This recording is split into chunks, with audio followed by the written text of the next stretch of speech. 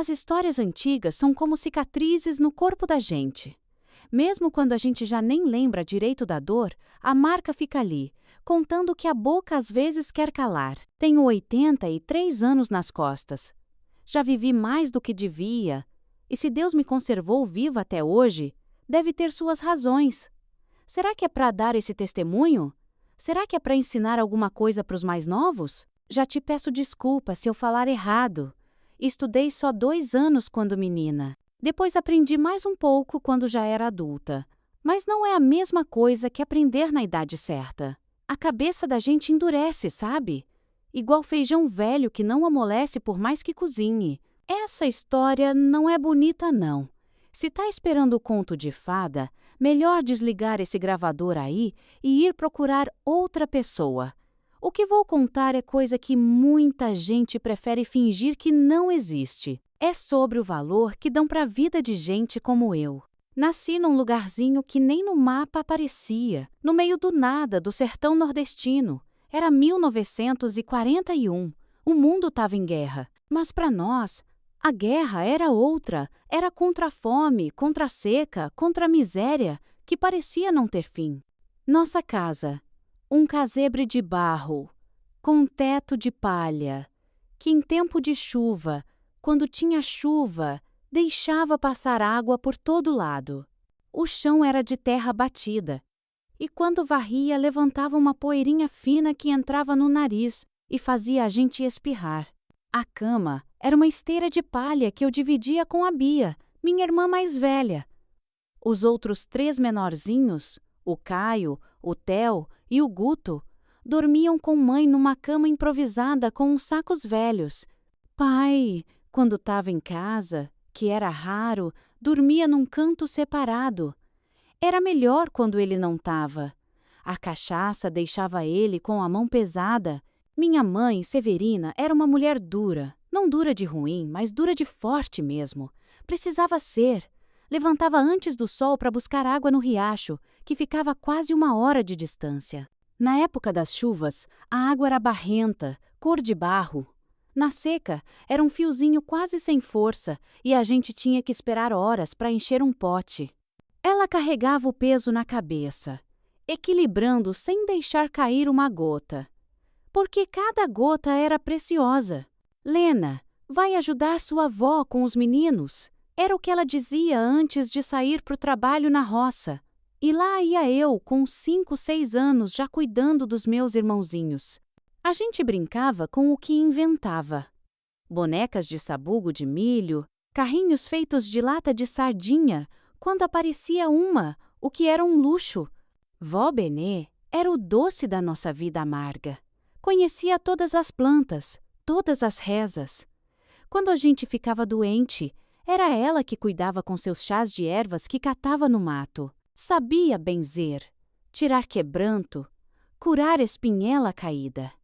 As mães traziam os filhos de longe para ela benzer. Era parteira também. Ajudou a trazer ao mundo quase toda criança daquelas bandas. Deus dá o frio conforme o cobertor. Ela dizia quando eu reclamava da vida difícil, mas eu pensava comigo, pequenininha ainda. Então Deus me deu um cobertor bem fininho, porque meu frio é grande. A gente comia o que dava. Feijão com farinha quando tinha sorte. Só farinha molhada no dia a dia. Carne? Vixe, 1 vez por mês, se muito. Era tanta fome que a barriga roncava de noite e não deixava dormir. Me diga, você já sentiu fome de verdade? Não essa fomezinha de quem atrasou o almoço. Falo de fome que dói, que deixa a gente tonto, que faz a gente sonhar com comida. Na escola, quando eu conseguia ir, era uma sala só com meninos e meninas de todas as idades. A professora, Dona Marisa, era severa, mas boa. Usava palmatória quando a gente não aprendia a lição. Doía, mas eu nem ligava tanto. Estava acostumada com dores piores. Aprendi a desenhar as letras, a juntar as sílabas, a fazer conta de somar e diminuir. Mas que isso não deu tempo. Depois de 2 anos, mãe disse que eu já sabia o suficiente e que precisava trabalhar. O trabalho na roça era pesado para uma criança, mas ninguém perguntava se eu aguentava ou não. Tinha que aguentar. O sol queimava a pele, deixava ela rachada. As mãos criavam calo em cima de calo. Plantava feijão, milho, mandioca. O que desse para crescer naquela terra ingrata? Na colheita, se fosse boa, a gente separava um pouco para comer e o resto ia para o dono da terra. A gente nunca teve um pedaço de chão que fosse nosso. Pai trabalhava cortando cana quando era tempo, mas o que ganhava, gastava na cachaça antes de chegar em casa. Voltava cambaleando, fedendo a álcool de cana, e era melhor ficar longe dele nessas horas. Mãe fingia que não via quando ele batia na gente. Ela própria apanhava calada. Homem é assim mesmo, dizia a vó Benê. Tem que saber levar. Eu jurava para mim mesma que nunca ia deixar homem nenhum me bater quando crescesse. Mas a vida ensina que nem sempre a gente pode escolher. Olhando agora do alto dos meus 83 anos, vejo que a gente não tinha nem sonhos direito. Sonhar é luxo de quem não precisa gastar toda a energia só para se manter vivo. Mas eu tinha um sonhozinho guardado. Queria ser costureira. Achava bonitos os vestidos das moças ricas que às vezes passavam pela estrada. Como seria poder fazer roupa bonita? Não ter que usar saco de farinha remendado. Deus tem um jeito esquisito de atender os pedidos da gente, não tem? Eu queria sair daquela vida. E saí, mas de um jeito que nem nos meus piores pesadelos eu tinha imaginado. Oh, minha filha, pega um cafezinho. Faz um rapidinho. Café é uma das poucas regalias que eu me dou. Gosto forte, com um tiquinho de açúcar só. Antigamente, a gente torrava o café em casa, num tacho. O cheiro enchia tudo. Era uma festa. Hoje compro já pronto. Desses de pacote mesmo. E como tá caro, né? Aqui tá os olhos da cara. Mas deixa eu continuar proseando com você. Foi em 47 que a grande seca chegou. Parecia que o céu tinha fechado a torneira de vez. Primeiro secou o riacho, onde a gente pegava água. Depois foram as plantas morrendo, uma por uma. A terra rachou, feito lábio de gente com sede. Os bichos começaram a morrer. Primeiro as galinhas, depois as cabras dos vizinhos. A fome, que já era nossa conhecida, virou uma presença constante, uma sombra que não largava da gente. Caio, meu irmãozinho de 3 anos, foi o primeiro a adoecer. Um dia amanheceu com febre alta, os olhinhos fundos, a barriguinha inchada. Vó Benê fez todos os chás que conhecia, mas nada adiantou. É desinteria, ela dizia. A água tá ruim. A água que a gente conseguia era de um poço cada vez mais fundo, onde todo mundo da região ia buscar. Barrenta, salobra, mas era o que tinha. Ferver? Com o quê? Lenha também estava difícil de achar. Em 3 dias, o Caio se foi. Lembro dele gemendo de dor, pedindo água, a mãozinha quente segurando meu dedo. Não tinha remédio, não tinha doutor, não tinha nada. Só a reza da avó e o choro abafado da mãe. Deus quis assim, falou vó Benê. É menos uma boca para alimentar, disse meu pai, quando chegou bêbado em casa. E soube. Homem maldito! Mãe deu um tapa na cara dele que fez escorrer sangue pelo canto da boca. Foi a única vez que vi ela revidar. Depois voltou a ser a mesma mulher calada e dura. Enterramos o Caio no quintal mesmo, debaixo de um pé de juazeiro. Não tinha caixão. Embrulhamos o corpinho num pedaço de lençol velho. Vó Benê vendeu o terço dela, a única coisa de valor que tinha, para comprar remédio para o menino. Não adiantou nada, e ela ficou sem o terço que tinha sido da mãe dela. Não demorou muito. Foi a vez do Theo, de 5 anos. Ele foi definhando aos poucos. Não era doença que pegava como Caio. Era fome mesmo. Ele foi ficando magrinho, magrinho, os ossos aparecendo debaixo da pele, parecendo um passarinho caído do ninho. Os olhos grandes demais para o rosto miúdo. Um dia simplesmente não acordou mais. Acho que o corpo cansou de lutar. Agora ele está com os anjos, num lugar onde não falta comida, disse vó Benê. Mas eu via nos olhos dela que nem ela acreditava muito nisso. Pai já nem aparecia em casa nessa época. Mãe trabalhava como uma louca, de sol a sol, para conseguir um punhado de farinha para a gente comer. Às vezes ficava dias sem comer nada, guardando tudo para mim, para Bia e para o Guto, que era o último dos pequenos, com 7 anos. Foi por Guto que mãe lutou mais. Ele era o único menino que restava. E ela dizia que homem era importante numa família, que ele ia cuidar da gente quando crescesse. Mas nem todo o esforço dela foi suficiente. Ele resistiu mais que os outros. Mas quando chegou o auge da seca, quando o poço secou de vez e a gente tinha que andar quase um dia inteiro para buscar água numa cidadezinha próxima, ele também adoeceu. A febre veio, depois a tosse que não parava. Sangue saía quando ele tossia. É de pulmão, diagnosticou vó Benê, com os olhos cheios d'água. Não tem jeito não. E não teve mesmo. Em uma semana, enterramos o Guto ao lado dos irmãos, debaixo do juazeiro.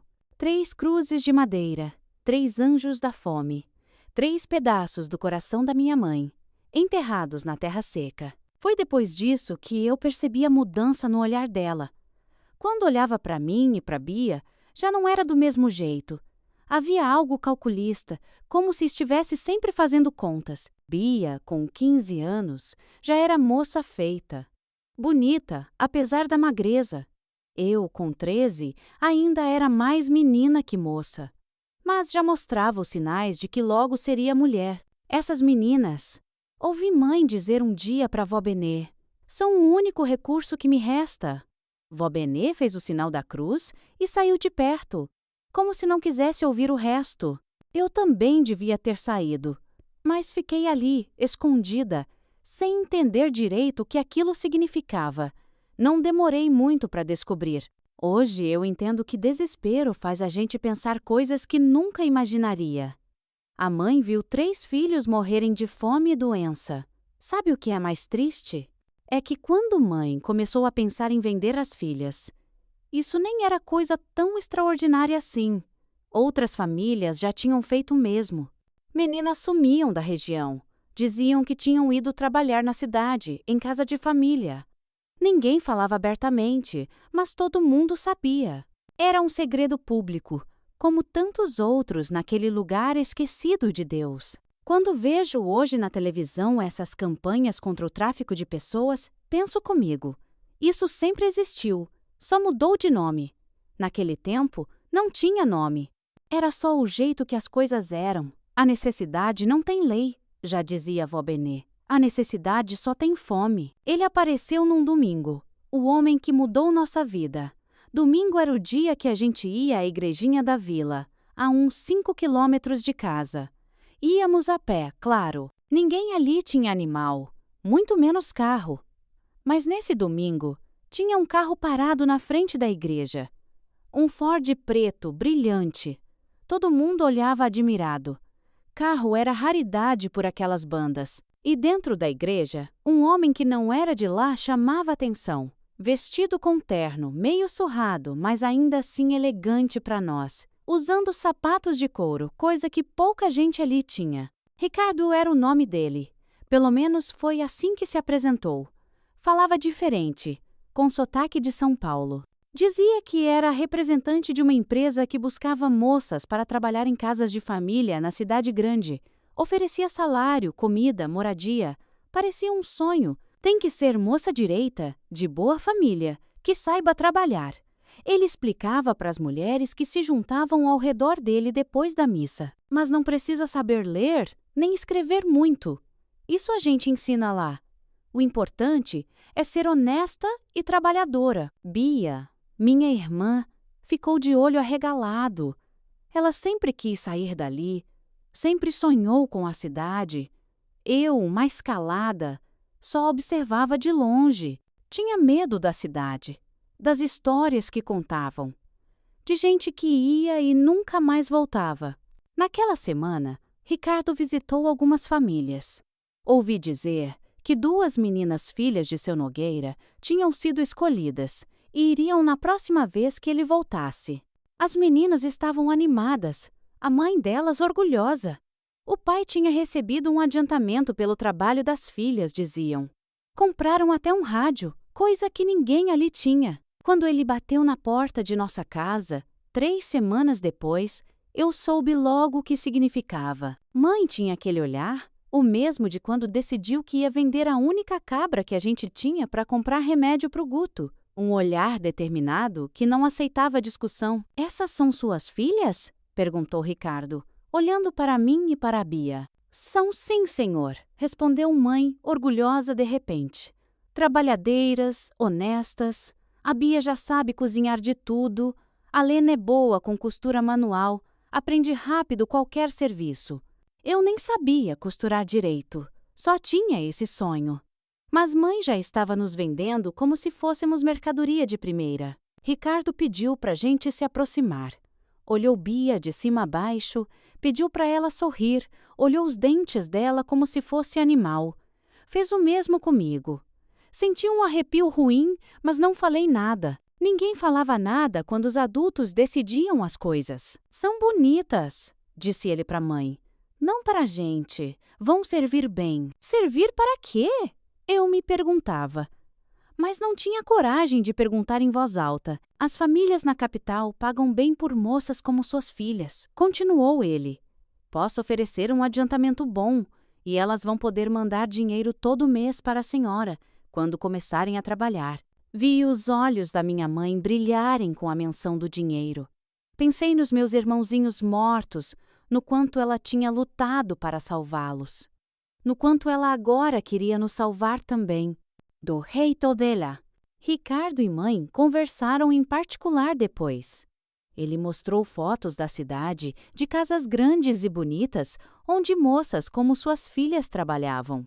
Falou dos salários, das folgas aos domingos, da chance de estudar à noite. Era tudo mentira, claro. Mas a gente não sabia. A gente quer acreditar. Foi vó Benê quem desconfiou. Quando o Ricardo saiu, ela puxou mãe para o canto e falou alguma coisa que não pude ouvir. As duas discutiram. Coisa rara, vó Benê chorou, mãe gritou. No fim, mãe ganhou a discussão, como sempre. É para o bem delas, ouvi mãe dizer. Você quer que elas acabem como os meninos, ou como eu, trabalhando até cair, e mesmo assim passando fome. Na cidade, elas vão ter chance, vão poder mandar dinheiro. Quem sabe, até arranjar um bom casamento. Na semana seguinte, Ricardo voltou. Dessa vez tinha outro homem com ele, mais velho, que ficou esperando no carro. Ele trazia um envelope, 200.000 réis por cada uma, disse ele, colocando o dinheiro na mesa. Mais 50 quando chegarem ao destino.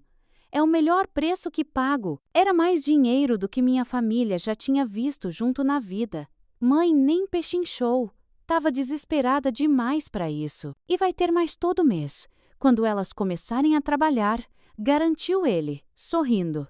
Um sorriso que hoje eu sei que era falso, mas na época parecia sincero. O trato foi fechado assim, na nossa mesa de madeira velha, com a gente assistindo nosso destino ser selado.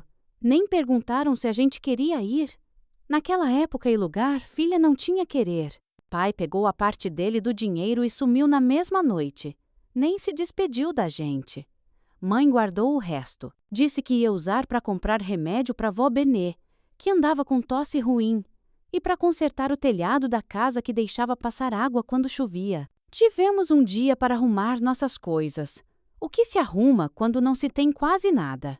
Eu tinha 2 vestidos, além do que estava no corpo, umas calcinhas remendadas. Sutiã eu não tinha, e nem nunca tinha visto um, já que minha mãe, avó e irmã também não usavam. Um pente. Era toda a minha fortuna. Vó Benê chorou a noite toda. Na hora de a gente sair, ela desenhou uma cruz com carvão na testa de cada uma. Que Nossa Senhora proteja vocês, sussurrou ela, escondendo as lágrimas. Não esqueçam de onde vieram. Não esqueci, vó. Nunca esqueci. Mãe era mais prática. Deu um abraço rápido, seco. Obedeçam aos patrões, foi o conselho dela. Trabalhem direito. Não me façam passar vergonha. E assim, com essas palavras de despedida, entregou as 2 filhas a um desconhecido e voltou para dentro de casa, sem olhar para trás. Talvez você deve estar pensando que minha mãe era um monstro, mas não era não. Era uma mulher que a vida tinha ensinado a ser dura, a ser prática. A miséria faz isso com a gente. Tira não só a comida, mas também embota os sentimentos. Hoje eu entendo que do jeito distorcido dela, ela achava mesmo que estava nos salvando. E quem sabe, talvez se a gente tivesse ficado, tinha morrido de fome como meus irmãos. A vida não dá certeza de nada. A gente só pode escolher entre os males que conhece. E a mãe escolheu o que parecia menor na cabeça dela. Fomos de carro. No caminho, paramos num restaurante de beira de estrada. Eu comi até doer a barriga. Pensei nos meus irmãozinhos, em como eles teriam adorado aquela comida. Eu cheguei a ver eles na cabeça, comendo e chorando de emoção. Pensei na mãe e na avó, me sentindo quase culpada por estar comendo tão bem, enquanto elas provavelmente estavam em casa com um punhadinho de farinha e rapadura. Depois do almoço, voltamos para o carro e a viagem continuou. Dormi um pouco embalada pelo movimento. Quando acordei, o mundo lá fora tinha mudado. As casas eram diferentes, maiores. Tinha mais gente, mais carros. As estradas agora eram de asfalto, não de terra. Bia apertava minha mão, também impressionada. Olha, Lena! Olha aqueles prédios! Eu nunca tinha visto prédios assim, tão altos que nem dava para ver o topo direito. Pessoas vestidas com roupas que pareciam de revista. Luzes, tantas luzes quando começou a escurecer. Era outro mundo. O carro parou em frente a uma casa grande, atrás de um portão de ferro. Não era um palácio como nas fotos que o Ricardo tinha mostrado. Mas ainda assim, era impressionante para quem vinha de um casebre de barro. Uma mulher apareceu na porta. Alta, de cabelo pintado de loiro, maquiagem forte. Usava um vestido justo que mostrava as formas do corpo de um jeito que eu, criada na roça, achei escandaloso. São essas as novas? Perguntou ela a Ricardo, nos olhando como quem avalia mercadoria. Sim, Madame Sofia. Essa aqui é a mais velha, Bia, 15 anos. E essa é a irmã, Helena, 13. A mulher se aproximou, nos examinou como Ricardo tinha feito lá em casa. Mas o olhar dela era diferente, mais frio. A mais velha vai para a boate da Verônica, decidiu ela. Essa mais nova fica aqui. Tem cara de santinha. Os clientes vão gostar. Clientes? Que clientes? Na minha cabeça inocente, pensei que deviam ser as famílias onde a gente ia trabalhar como empregada. Não, por favor! Implorou Bia, percebendo antes de mim o que estava acontecendo. Não separa a gente. Prometo que trabalho por duas, mas deixa minha irmã comigo. Cala a boca, menina! Ricardo falou seco. Não é você que decide. O adiantamento já foi pago. Agora vocês fazem o que a gente manda. Foi aí que a ficha caiu. Aquilo não era uma agência de empregos. A gente não ia trabalhar em casa de família. A gente tinha sido vendida mesmo como escrava. Pior que escrava. Bia foi arrastada de volta para o carro, gritando meu nome. Eu tentei correr atrás, mas Madame Sofia me segurou pelo braço com uma força surpreendente. Nem pense nisso, queridinha. Ela disse entre dentes. Sua irmã vai para outro estabelecimento. Só isso. Vocês duas não servem para o mesmo lugar. Ela é tipo exportação. Você é mais para o mercado local. Eu não entendia o que ela queria dizer com aquilo. Só sabia que estavam levando minha irmã, a única pessoa que me restava no mundo. As últimas palavras que eu ouvi da Bia foram: seja forte, Leninha. Dia a gente se encontra de novo. Madame Sofia me levou para dentro da casa. Por fora, parecia uma residência normal, elegante até. Por dentro, era outra coisa. Mulheres de roupas curtas e maquiagem forte andavam pelos corredores. Cheiro de perfume misturado com cigarro e bebida. Música tocando alto em algum lugar. Homens entrando e saindo de quartos. Bem-vinda, Boate Paraíso, queridinha. Disse Madame Sofia com um sorriso que não chegava aos olhos. Seu novo lar. Meu primeiro dia na Boate Paraíso. E eu ainda não tinha entendido direito o que era aquele lugar. Uma moça chamada Rita foi encarregada de cuidar de mim. Ela não era muito mais velha, talvez uns 20 anos, mas já tinha os olhos vazios de quem viveu demais. Vamos dar um jeito nessa sua aparência de matuta, ela disse, me puxando para um quarto nos fundos. Me botaram numa banheira. Primeira vez na vida que eu via uma dessas. E esfregaram meu corpo até doer. Cortaram meu cabelo. Passaram cremes que cheiravam forte. Pintaram minhas unhas de vermelho. Me deram um vestido justo, um sapato de salto que eu mal conseguia ficar em pé. Tá parecendo um espantalho com esse vestido, riu a Rita. Mas a gente ensina. Todo mundo começa assim. No espelho, eu mal me reconhecia. Uma menina magricela com roupas de mulher. Maquiagem pesada no rosto ainda de criança. Eu parecia uma boneca de pano vestida com roupa de gente grande. Quanto tempo até eu poder visitar minha irmã? Perguntei inocente. Rita riu, mas foi uma risada triste. Ah, santinha, você não vai a lugar nenhum, nem ela. Vocês têm uma dívida a pagar. O preço da viagem, das roupas, da comida, tudo vai para a conta.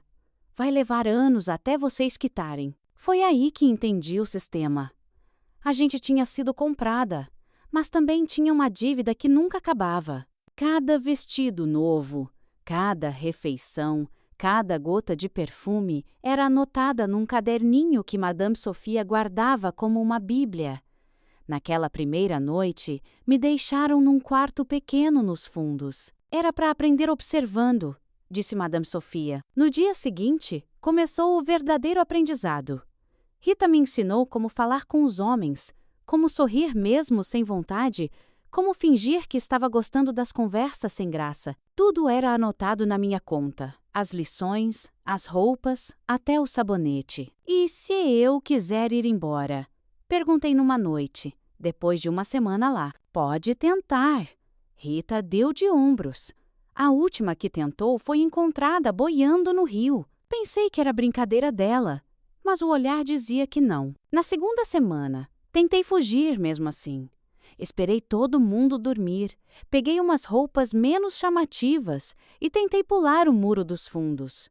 Não cheguei nem no portão. O segurança, um homem enorme chamado Beto, me pegou pelo braço e me arrastou de volta. A surra que levei de Madame Sophia serviu de exemplo para as outras. 3 dias sem poder levantar da cama, rosto tão inchado que nem no espelho eu queria olhar. Próxima vez, não vou ser tão boazinha, ela avisou. E a dívida aumentou.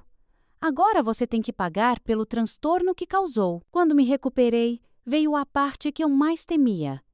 Madame Sophia entrou no quarto com um homem gordo, de bigode, cheirando a cigarro e uísque. Essa é a novinha que te falei, coronel. Ela disse, toda sorrisos. Ainda tá verdinha, mas tenho certeza que vai saber agradar o senhor. Eu tremia tanto que mal conseguia ficar em pé. O homem me olhou de cima a baixo, lambeu os lábios. Deixa que eu ensino o que ela precisa saber, ele disse, jogando um maço de dinheiro para Madame Sophia. Ela contou as notas, satisfeita, e saiu fechando a porta. O que aconteceu naquele quarto naquela noite, eu nunca vou esquecer, mas também não quero contar em detalhes. Tem coisa que é melhor deixar no escuro. Só digo que perdi mais do que a inocência. Perdi um pedaço da minha alma. Quando o homem saiu, horas depois, Rita veio me ajudar a limpar.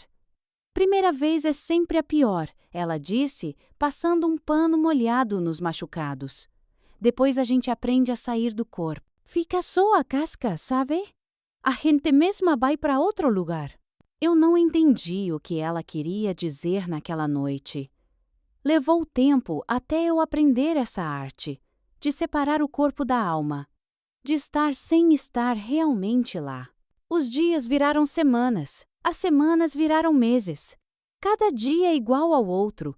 Acordar tarde, porque a noite era de trabalho. Comer o que Madame Sophia permitia, não podia engordar, dizia ela. Mas isso era para as outras. Ela gostava que comia, já que era magra demais. Vestir as roupas escolhidas por ela. Sorrir para os homens que chegavam.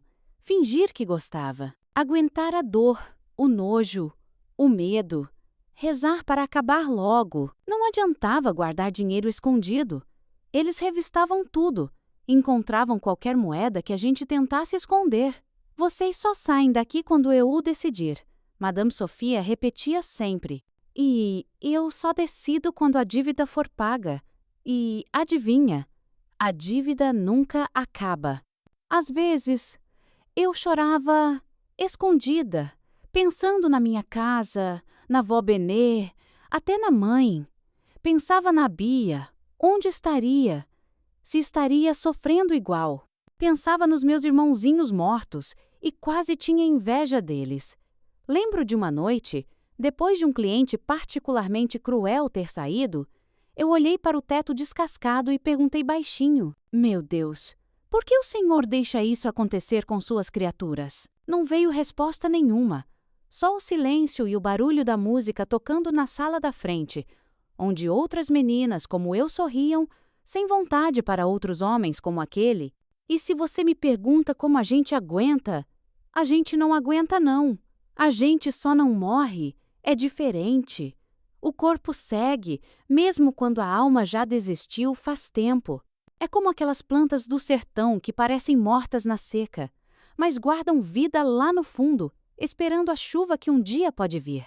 Tem um ditado que diz que o tempo passa, mas a dor fica. Pois no meu caso, o tempo passou e a dor virou uma companheira tão constante que eu quase nem notava mais.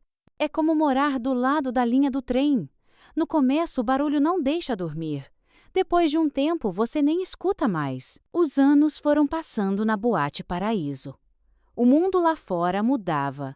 Falavam do fim da guerra, de um tal de Getúlio que voltou para o governo, de coisas que pouco importavam para quem vivia trancada naquelas paredes. O que mudava dentro da casa eram as meninas. Vinham novas, sumiam antigas.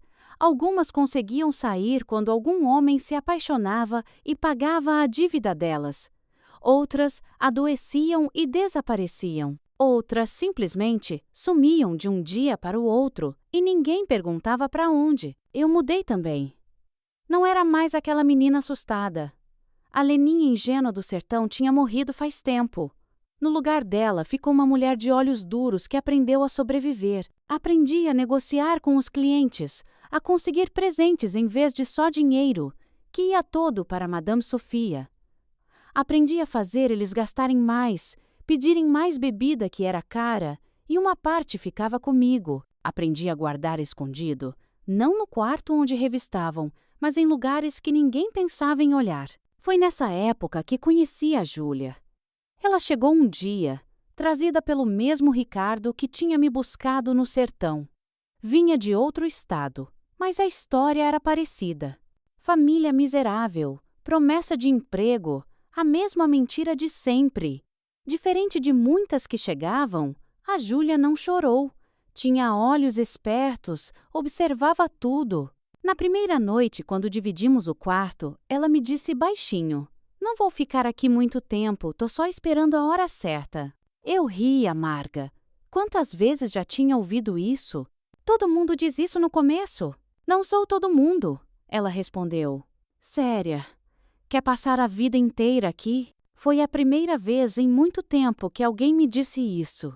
Foi a primeira vez em muito tempo que alguém me perguntava o que eu queria. Nem eu mesma me perguntava mais. Júlia e eu viramos amigas. Se é que pode chamar de amizade algo nascido naquele lugar. Começamos a planejar, bem devagar. Ela era esperta, notava coisas que eu, já acostumada com a rotina, nem percebia mais. O caixa fica aberto quando tem muita gente. Madame Sophia bebe demais nas festas grandes. O porteiro do turno da madrugada dorme depois das 4. Pequenos detalhes que juntos podiam significar liberdade. Enquanto isso, a vida seguia seu ritmo na Boate Paraíso.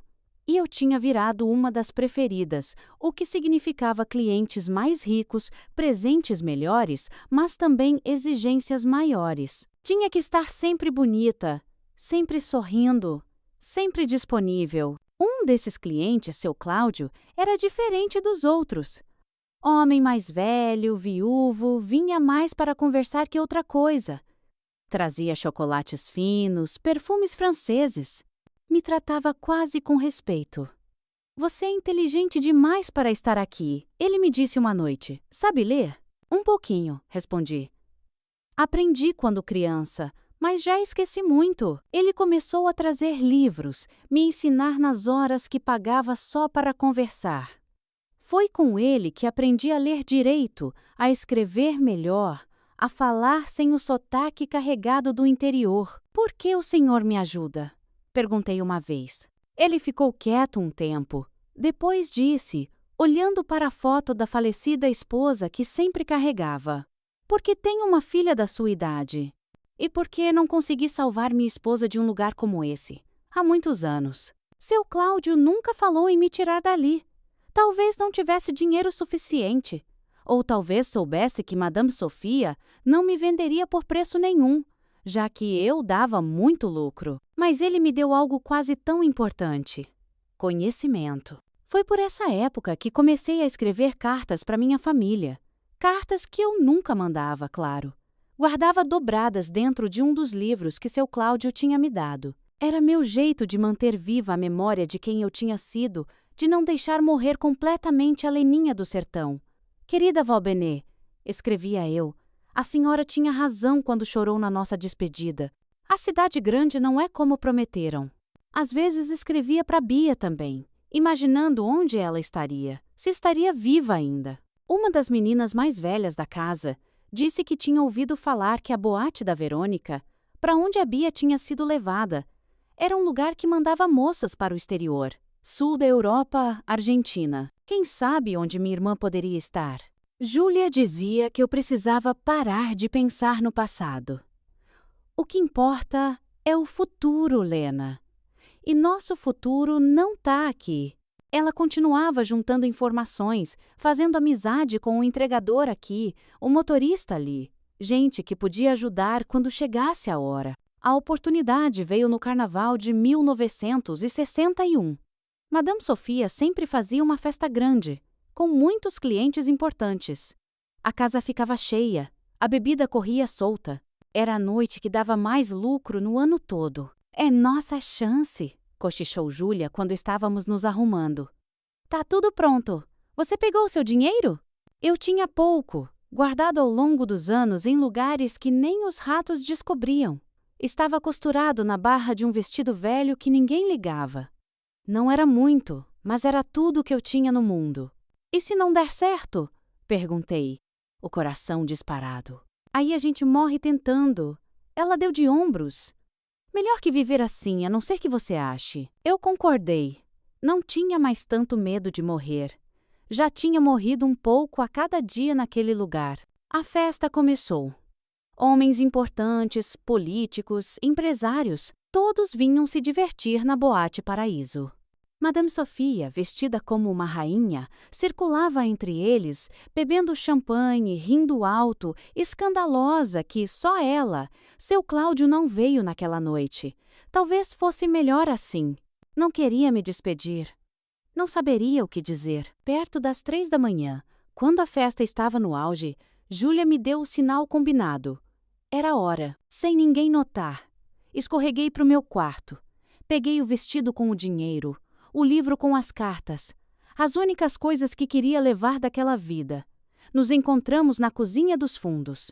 O cozinheiro, que a Júlia tinha conquistado com sorrisos, fingiu não ver quando saímos pela porta da despensa. A chuva caía forte lá fora, encharcando a gente em segundos. Era como se o céu estivesse lavando anos de sujeira da nossa pele. Corremos pelo beco dos fundos, escorregando na lama, o coração na boca. Para onde a gente vai? Perguntei, quando chegamos numa rua mais movimentada. Ainda cheia mesmo aquela hora por causa do carnaval. Júlia hesitou.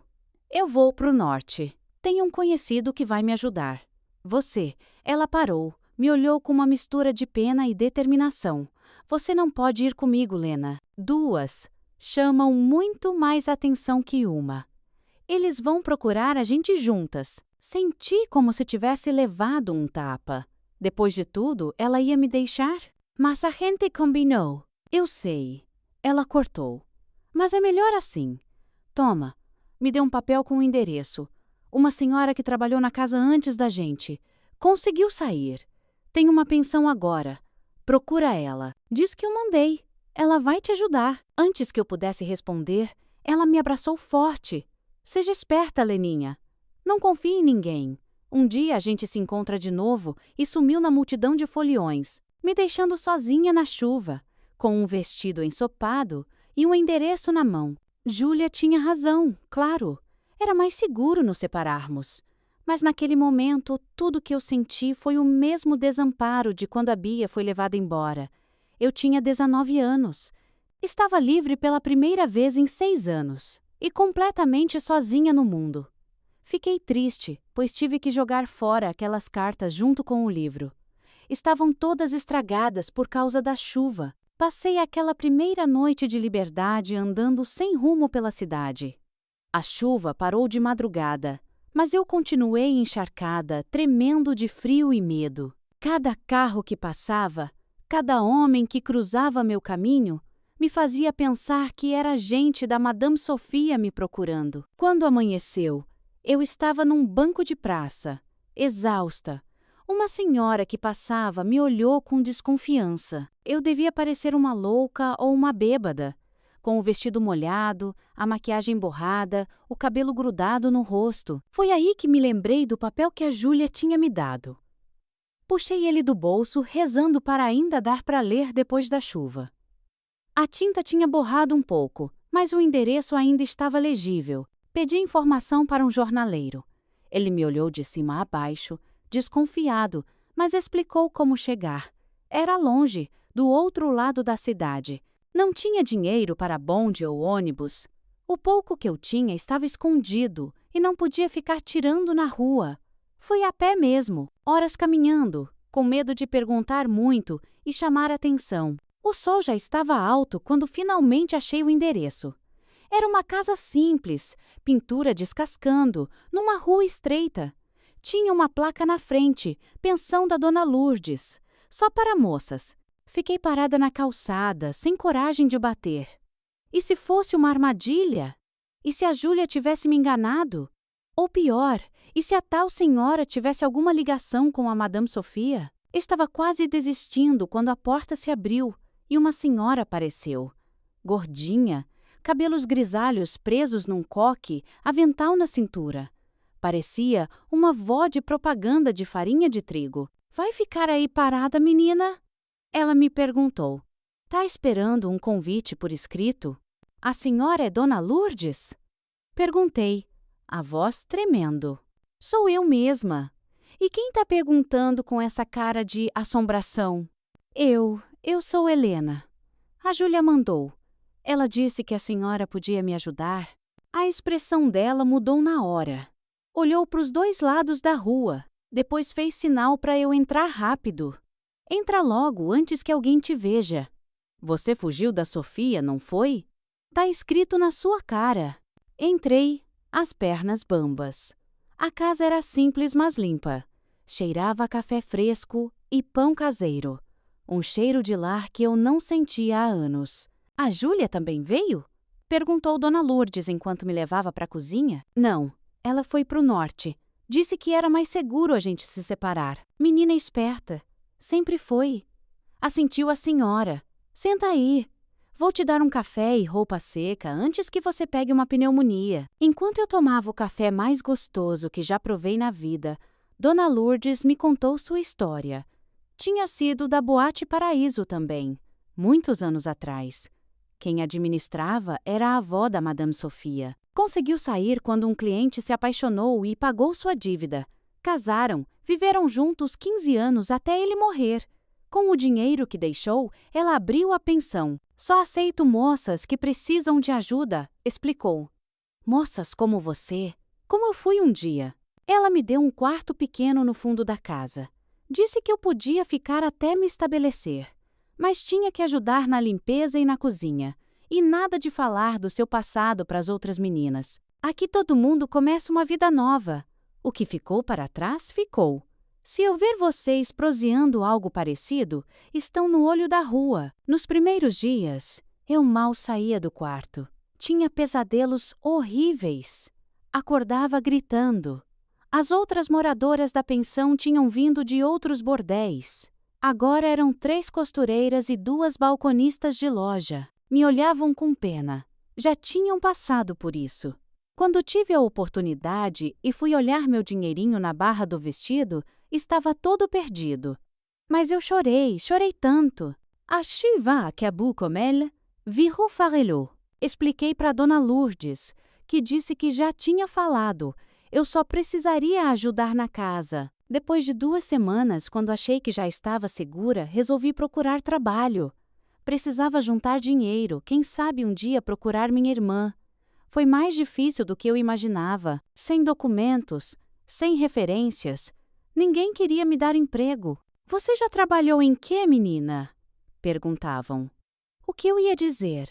Que meu único talento era agradar homens num bordel? Sei limpar, cozinhar um pouco, eu respondia. Aprendi com minha avó no interior. Ninguém acreditava, ou fingiam acreditar, e ofereciam outro tipo de trabalho. Os mesmos olhares, as mesmas propostas. Como se tivesse algo em mim que denunciava meu passado. Um dia, voltando de mais uma tentativa frustrada, encontrei um homem observando a pensão do outro lado da rua. O coração gelou quando reconheci. Era o Beto, o segurança da Boate Paraíso. Corri para dentro, tranquei a porta. Contei para Dona Lourdes, que espiou pela janela. É da Sofia, sim, confirmou. Eles nunca desistem de procurar as que fogem. Má publicidade para os negócios, sabe? Se uma consegue, outras tentam. Naquela mesma noite, ela me ajudou a arrumar minhas poucas coisas. Não pode ficar aqui, decidiu. É perigoso para você e para as outras meninas. Vou te mandar para a casa da minha irmã, no outro lado da cidade. Lá você fica até as coisas esfriarem. Saí no meio da madrugada, usando roupas emprestadas de uma das moradoras, o cabelo escondido num lenço. Dona Lourdes me deu dinheiro para o bonde. Obrigada, falei, com lágrimas nos olhos. Por que a senhora está me ajudando tanto? Porque um dia alguém me ajudou. Ela respondeu simplesmente, a gente só paga o que deve. A irmã de Dona Lourdes, Dona Elza, morava num bairro afastado, numa casa grande e antiga. Era viúva, vivia sozinha com um gato velho. Quando cheguei lá, depois de uma viagem tensa, sempre olhando por cima do ombro, ela me recebeu sem fazer perguntas. Minha irmã já explicou tudo. Foi o que disse. Você fica no quarto dos fundos.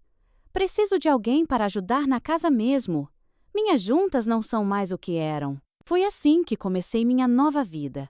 Como empregada doméstica na casa de Dona Elza, escondida do mundo, tentando esquecer o passado e, ao mesmo tempo, juntar coragem e dinheiro para procurar a Bia. Todas as noites eu rezava, usando o terço que tinha ali no quarto onde eu ficava. Pedia proteção para mim, para a Bia e até para a Júlia, onde quer que ela estivesse. Pedia perdão pelos pecados que nem eram meus, mas que pesavam na minha alma mesmo assim. E agradecia pela chance de recomeçar, mesmo com tanto medo do futuro. A casa de Dona Elza virou meu refúgio. Era grande, antiga, cheia de móveis escuros que eu passava horas limpando e polindo com cera de abelha. O cheiro dessa cera, até hoje, me lembra aqueles primeiros meses de liberdade, um cheiro gostoso de recomeço.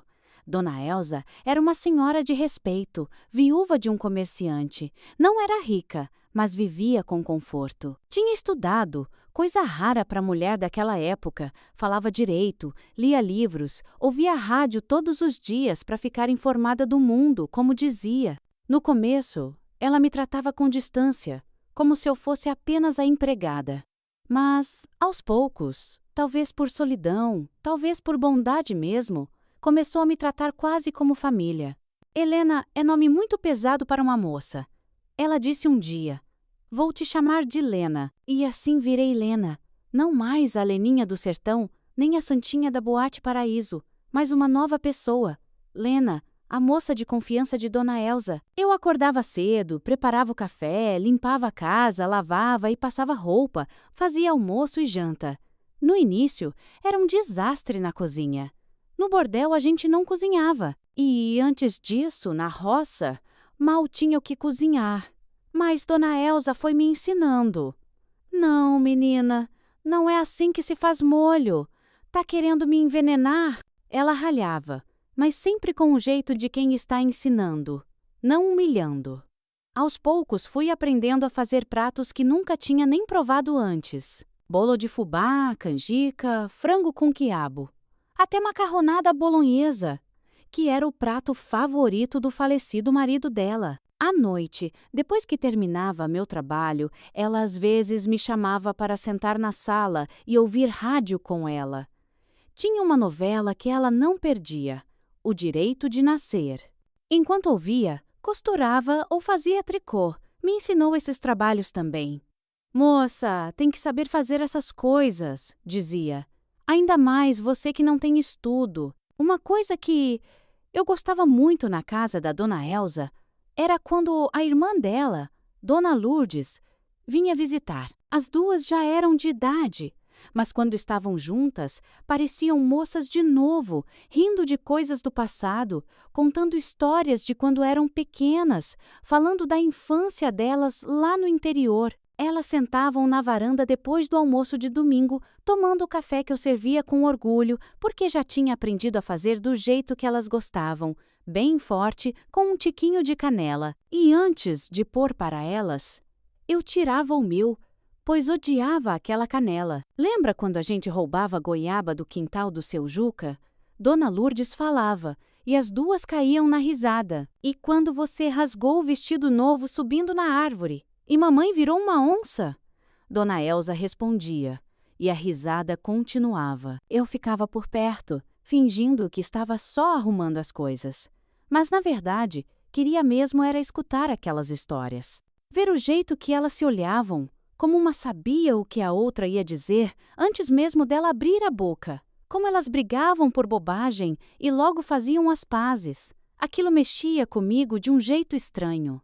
Me fazia pensar na Bia, minha irmã. Será que a gente ia ser assim um dia? Será que a gente ia ficar velhinha numa varanda, lembrando das coisas boas, esquecendo das ruins? À noite, no meu quartinho, eu rezava pedindo para um dia encontrar a Bia de novo. Queria contar para ela da minha vida, queria saber da dela, queria dizer que ainda me lembrava do cheiro do cabelo dela, do jeito que ela cantava baixinho para me fazer dormir nas noites que a barriga roncava de fome. Quando a Dona Lourdes ia embora, as duas se abraçavam forte e prometiam se ver logo. Nas horas de folga, que não eram muitas, eu gostava de ficar no meu quartinho. Era pequeno, mas era só meu. Tinha uma cama de verdade com colchão macio, um criado mudo com uma gaveta, onde guardava minhas poucas coisas e o pouco que juntava do salário que Dona Elsa me pagava. Era pouco, mas era um começo. Pela primeira vez na vida, eu podia dormir sem medo, comer sem ter que pagar com o corpo, existir sem ser propriedade de alguém. Os meses foram passando, viraram 1 ano, depois 2. Eu conheci toda a família da Dona Elsa. Eles vinham quando podiam, moravam longe. Aos poucos comecei a sair mais. No começo só para fazer compras para o almoço. Depois para acompanhar Dona Elsa à igreja, à casa de amigas. Sempre com medo de encontrar alguém da Boate Paraíso. Sempre olhando por cima do ombro. Mas, com o tempo, esse medo foi diminuindo. Afinal, eu tinha mudado. Não usava mais maquiagem forte, nem roupas chamativas. Meu cabelo, antes tingido de loiro por ordem de Madame Sofia, tinha voltado ao castanho natural. Eu parecia o que era agora, uma moça simples, uma empregada doméstica como tantas outras na cidade. Foi numa dessas saídas, indo comprar pão na padaria do bairro, que conheci o Sérgio. Ele trabalhava na construção civil, era pedreiro. Um homem simples, de mãos calejadas, de trabalho honesto. Viúvo, tinha perdido a esposa no parto do primeiro filho, que também não sobreviveu. Morava sozinho numa casa pequena, que ele mesmo tinha construído. A primeira vez que nos falamos foi por acaso. Eu tinha derrubado a bolsinha com o dinheiro das compras. Ele juntou e me devolveu. Um gesto simples, mas a gentileza no olhar dele me marcou. Depois disso, parecia que eu o encontrava em todo lugar. Na padaria, na missa de domingo, no armazém do seu Gumercindo. Ele sempre me cumprimentava com respeito. Um bom dia, dona. Que saía sem jeito da boca acostumada mais com cimento do que com palavras. Aquele rapaz não tira os olhos de você, comentou Dona Elza um dia, depois da missa. É impressão sua, respondi, sentindo o rosto esquentar. Impressão nada. Conheço esse olhar. Meu antenor me olhava assim quando éramos jovens. Eu balançava a cabeça, incrédula. Como um homem decente podia se interessar por alguém como eu? Se ele soubesse do meu passado, nem a cabeça virava para o meu lado, e esse era meu maior medo. Que alguém descobrisse, que alguém contasse, que tudo que eu tinha construído com tanto esforço desmoronasse num instante. Uma tarde, voltando da feira com Dona Elza, encontramos o Sérgio arrumando a calçada em frente à casa dos vizinhos. Ele levantou, limpou as mãos na calça, tirou o chapéu. Boa tarde, Dona Elza, cumprimentou, e depois, olhando para mim, boa tarde, Dona Lena. Dona Elza, esperta como era, inventou na hora que precisava da ajuda dele para consertar um vazamento no telhado da nossa casa. Pago pelo serviço, claro. Ela disse, não precisa nem falar, respondeu ele. Posso ir domingo depois da missa. No domingo seguinte, lá estava ele, pontual como um relógio novo. Consertou o telhado, recusou o pagamento, aceitou ficar para o almoço. Comeu com gosto a comida que eu tinha preparado. Elogiou cada prato. Cozinha muito bem, Dona Lena. Dona Elza, que parecia estar adorando a situação, inventou mais coisas para ele consertar nas semanas seguintes. Uma janela emperrada, um armário bambo, um banco quebrado no quintal. E o Sérgio sempre vinha, sempre recusava pagamento, sempre ficava para o almoço. Até que um dia, quando Dona Elza convenientemente saiu para visitar uma amiga doente, ele criou coragem e me convidou para ir à quermesse da igreja no sábado seguinte. Meu primeiro instinto foi recusar. O que eu estava pensando? Eu não podia ter uma vida normal, não podia me envolver com um homem de bem, não com o meu passado. Não posso, disse. Por quê? Ele perguntou. A decepção clara no rosto honesto. Por quê? Porque você não me conhece de verdade. Consegui responder, a voz trêmula. Ele ficou em silêncio um tempo, depois disse algo que nunca vou esquecer. Conheço o suficiente. Conheço a Lena que você é agora. O resto a gente vai conhecendo aos poucos. Se você deixar... Quando contei para a Dona Elza sobre o convite, ela praticamente me obrigou a aceitar. Menina boba. O Sérgio é um homem bom, trabalhador, não vai encontrar melhor. Mas e se ele descobrir? E daí? Se ele gostar de você de verdade, vai entender que o passado é passado. Como já te disse, Dona Elza se tornou minha confidente. A essa altura, ela já sabia tudo sobre mim. Eu fazia questão de deixar bem claro sobre o meu passado. Ela tinha pena de mim, dizia que fui jogada numa arapuca. Acabei aceitando o convite. Fomos à quermesse, depois a outras saídas. Cinema uma vez, sorvete depois da missa, sempre com Dona Elza de carabina, claro. Sérgio era respeitador, nunca tentou nada além de segurar minha mão de vez em quando. Conversávamos sobre tudo e nada. Ele me contava do trabalho, dos planos de abrir uma pequena construtora um dia, do meu passado. Falava pouco e escolhia bem o que dizer. Que vinha do interior, que tinha perdido a família, que Dona Elza tinha me acolhido. Não era mentira, só não era toda a verdade. Um dia, ele perguntou sobre a cicatriz que eu tinha no ombro. Marca de uma garrafa quebrada que um cliente jogou em mim numa noite de bebedeira na Boate Paraíso. Acidente quando criança? Respondi rápido, puxando a manga do vestido para cobrir. Ele assentiu, Não insistiu, mas naquela noite não dormi, pensando se um dia teria coragem de contar a verdade. Se um dia confiaria nele o suficiente, resolvi contar depois de 3 meses de namoro. Ele havia me pedido em casamento na semana anterior, com um anel simples, que devia ter custado 1 mês de seu salário. Eu não tinha dado resposta ainda. Marcamos de nos encontrar no banco da praça perto da igreja. Era domingo à tarde. O sol começava a baixar. Dona Elsa, minha confidente, sabia das minhas intenções e rezava em casa por mim. Sérgio chegou pontual como sempre.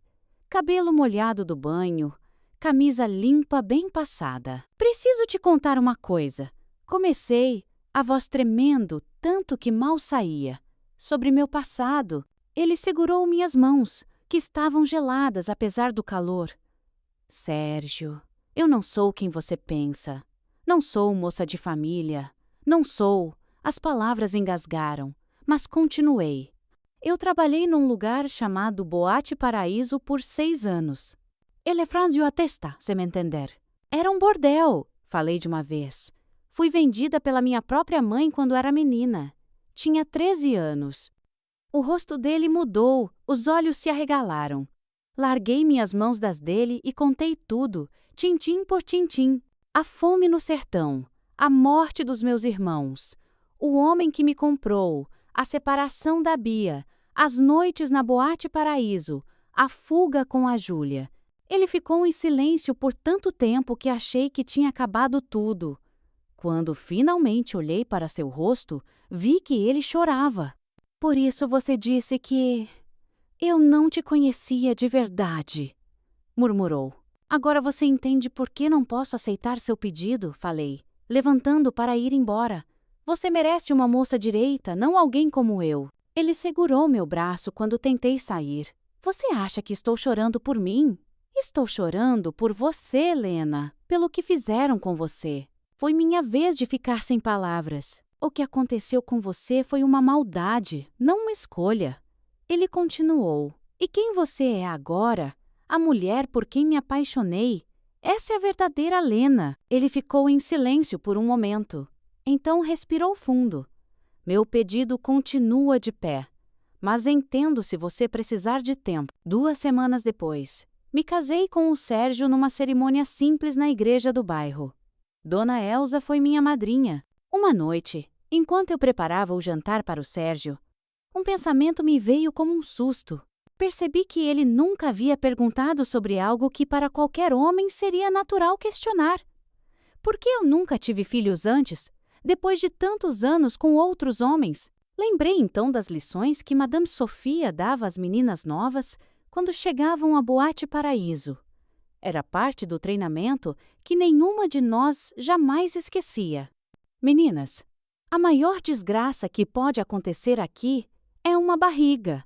Ela dizia, andando entre nós com seu perfume forte. Cliente não quer ver mulher barriguda, e criança aqui só dá prejuízo. Então prestem atenção, porque só vou ensinar uma vez. Madame Sofia tinha uma caixa de madeira entalhada que guardava as 7 chaves. Era a herança da avó. Dentro dela, pequenos pacotinhos com ervas, raízes e folhas secas. Isso aqui é a salvação de vocês, explicava, mostrando um punhado de folhas amarronzadas. Chá de arruda, artemísia e canela.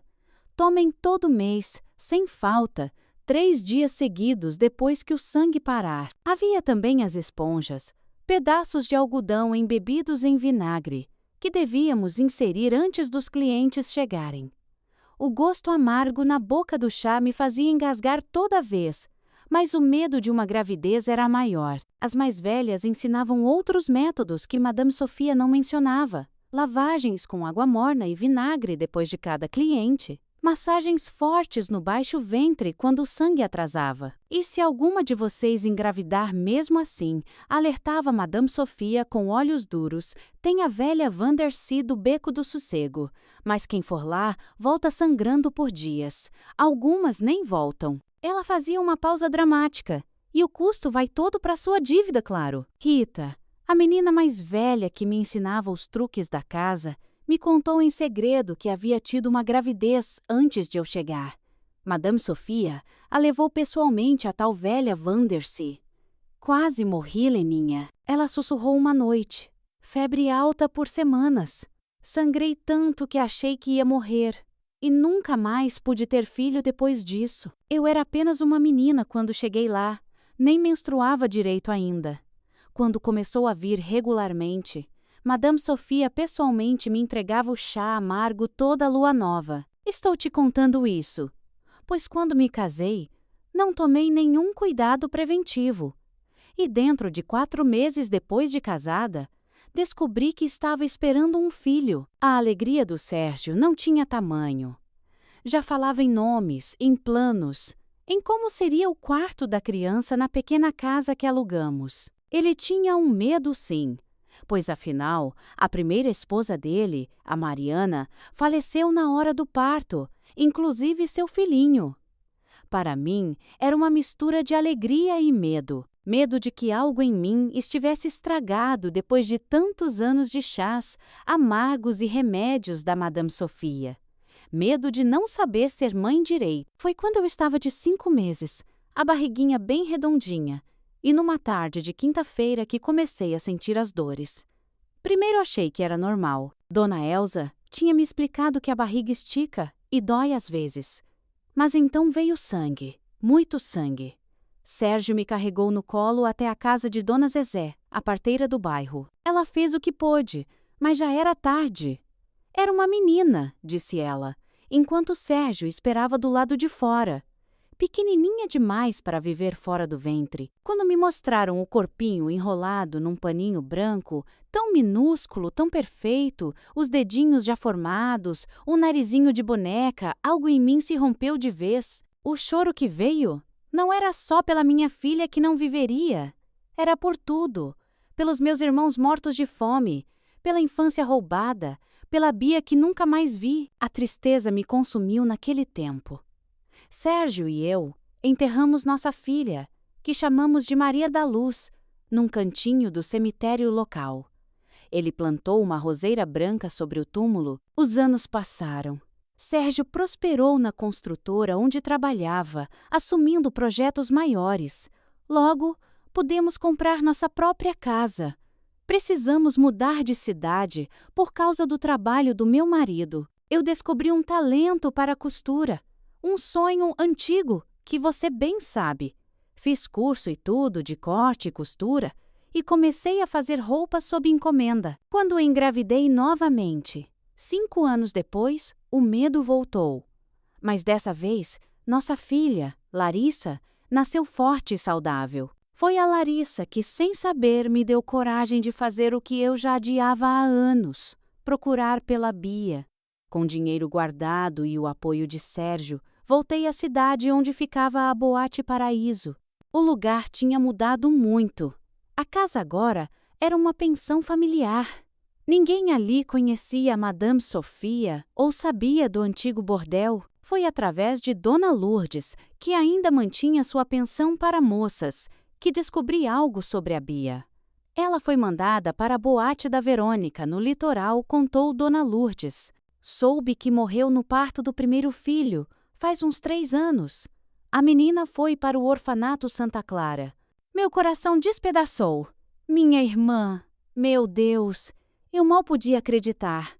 A Bia, que prometeu que a gente ia se reencontrar um dia, tinha partido para sempre. Naquela noite, sonhei que eu e a Bia estávamos velhinhas, sentadas numa varanda parecida com a da Dona Elsa, tomando café e rindo de coisas que só a gente entendia.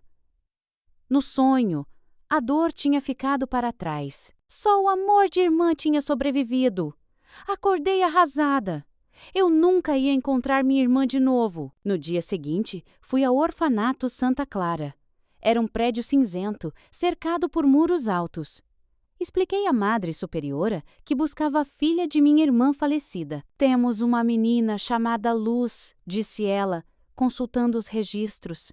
Chegou aqui com poucos dias de vida. A mãe morreu no parto, o pai é desconhecido. Quando trouxeram a menina, meu coração parou. Era a Bia em miniatura. Os mesmos olhos grandes, o mesmo jeito de inclinar a cabeça. Tinha 3 anos e quase não falava. Ninguém a havia querido adotar até então. Ela é quietinha demais, explicou a freira. As famílias preferem crianças mais sorridentes. 3 meses de burocracia depois, levamos a Luz para casa. Ela cuidava com tanto carinho da Larissa que foram se tornando inseparáveis. Ver as duas brincando juntas me fazia pensar em mim e na Bia. Tantos anos atrás, fazendo bonecas de sabugo de milho no quintal de terra. Quando Luz completou 5 anos e a Larissa fez 2, Sérgio e eu decidimos voltar ao sertão. Eu precisava fechar aquele ciclo, me despedir do passado de vez. A viagem foi longa. A paisagem árida, os mandacaros pontilhando o horizonte, tudo parecia menor do que na minha memória. Quando chegamos ao povoado onde nasci, quase não reconheci o lugar. Tinha agora uma escola nova, algumas casas de alvenaria entre os casebres de barro. A casa da minha infância já não existia. No lugar dela, apenas os restos de um alicerce tomado pelo mato. O juazeiro onde enterramos meus irmãos ainda estava lá, mais alto e frondoso. Ah, como aquilo me doeu! Mas essa ainda. Minha mãezinha e a avó já não estavam mais vivas. Ficamos sabendo, perguntando aqui e ali, e meu maior medo se concretizou. No pequeno cemitério local, encontrei as cruzes simples com os nomes de minha mãe e de vó Benê. Tinham morrido com alguns meses de diferença, 5 anos antes. Ninguém soube me dizer de que... Apenas que definharam aos poucos. Sentei ali entre aqueles túmulos, com minhas filhas brincando à sombra de uma árvore próxima, e chorei. Chorei por tudo que foi, e pelo que poderia ter sido. Pela menina que fui, pela mulher que me tornei. Sérgio se aproximou, pousou a mão em meu ombro. Vamos para casa, Lena. Olhei uma última vez para as cruzes, para o juazeiro ao longe, para o céu azul imenso do sertão. Vamos, respondi, pegando suas mãos calejadas de trabalho honesto. Nossa vida está nos esperando, no caminho de volta para nossa cidade, para nossa casa, para nossa vida reconstruída. Eu finalmente entendi. O que vó Benê queria dizer com Deus dá o frio conforme o cobertor. Meu cobertor agora era quente e acolhedor, feito de amor, de perdão, de segundas chances. Os anos foram passando como as águas de um rio, às vezes calmas, às vezes turbulentas, mas sempre indo para frente. Sérgio e eu criamos nossas filhas, Luz e Larissa, com todo o amor que eu e a Bia sonhamos quando éramos pequenas. Nossa casa, antes apertada, foi crescendo junto com nossa família. 2 anos depois da gente voltar do sertão, Deus abençoou a gente com nosso primeiro filho homem, que chamamos de Bruno, homenagem para o avô do Sérgio. 3 anos depois veio o caçula, Lucas. Minha volta para o passado cutucou o Sérgio a mexer no dele também. Ele não conversava com o pai. Fazia mais de 10 anos. Uma briga por causa de um terreno herdado separou os dois, antes mesmo de eu conhecer ele. Um dia, sem avisar, Sérgio chegou em casa e falou: "Acho que está na hora de visitar meu pai." Fomos todos juntos para a cidadezinha onde o Sérgio nasceu. No começo foi difícil, cheio de silêncio pesado e olhares desconfiados. O pai dele, já velhinho de cabelo branco, endurecido de tanto ficar sozinho, nem sabia como lidar com os netos que nunca tinha visto. Foi a Luz, com aquele jeito quietinho dela, que primeiro quebrou o gelo. Chegou pertinho do velho e segurou a mão enrugada dele. Vi os olhos dele se encherem d'água, lembrando talvez de quando o Sérgio tinha aquela idade. "A vida é muito curta para guardar raiva, pai", Sérgio falou naquela noite. A Lena me ensinou isso. Depois desse dia, a família voltou a se juntar. O pai do Sérgio, viúvo há anos, acabou vindo morar com a gente quando ficou mais velho. Ele passou os últimos anos contando história para os netos e fazendo brinquedinho de madeira. A vida seguiu seu rumo. Luz cresceu e virou professora, coisa que me deixava cheia de orgulho. Sempre pensei que era o que a Bia teria sido se tivesse tido chance. Larissa pegou meu gosto pela costura e abriu sua própria loja. Os meninos seguiram o caminho do pai na construção, aumentando o negócio que o Sérgio tinha começado. Vi meus filhos casando, um por um, cada casamento enchendo meu coração de uma alegria que nem cabia dentro do peito. E aí vieram os netos.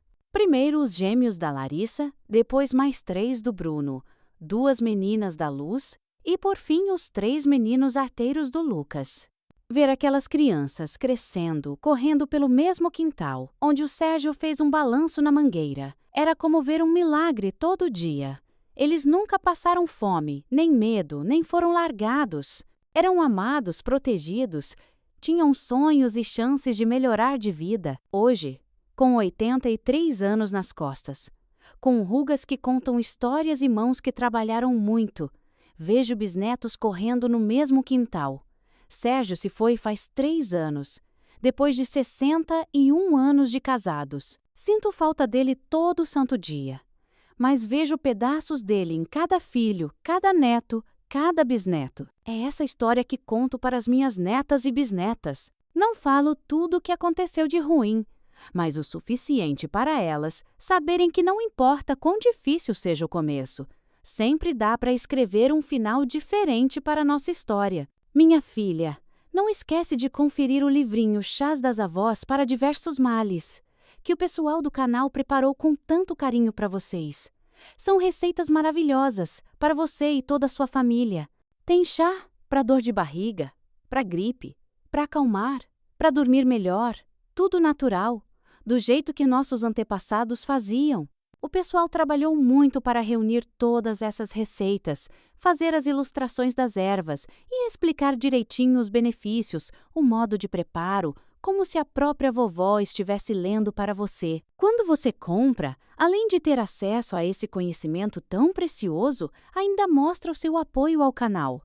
Caso queira conhecer, basta clicar no primeiro link fixado, logo aí no primeiro comentário. Que Deus abençoe você e sua família.